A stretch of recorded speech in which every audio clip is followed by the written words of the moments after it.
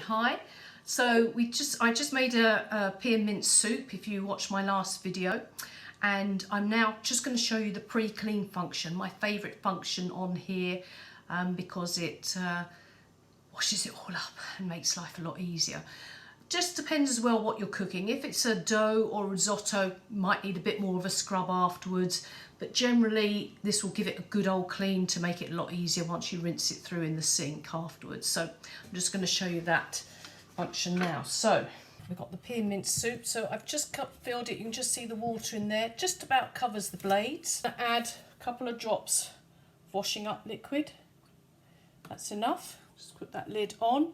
See, it's got the pea and mince soup on there.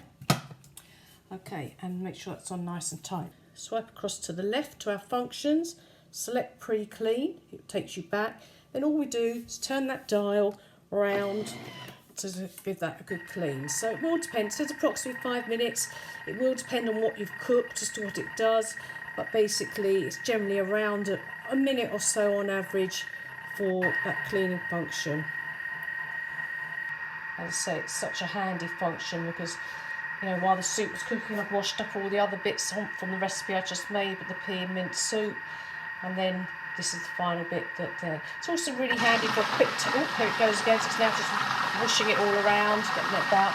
But it just means, you know, if you're making more than one recipe, it's a real quick turnaround to get back again using the bowl for it. You can now buy second bowls if you wanted a second bowl.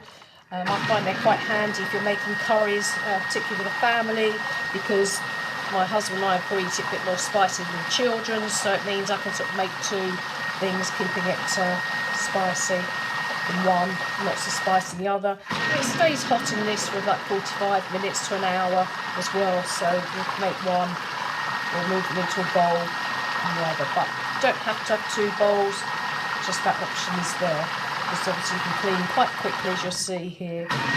This, it's already gone down to 1 minute on this. It's obviously not got much longer on there to clean. Giving it a good wash around.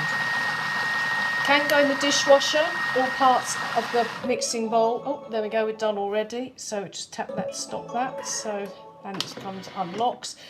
Just say all parts can go in the dishwasher.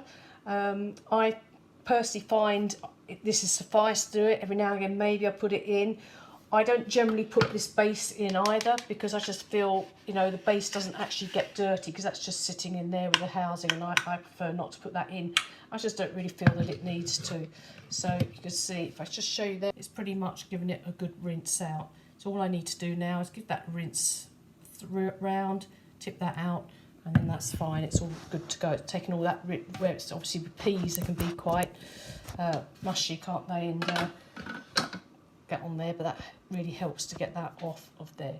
But as I say, all parts can go in the dishwasher as well if you really want to give it a really good clean every so often. Okay, so that's our pre-clean function.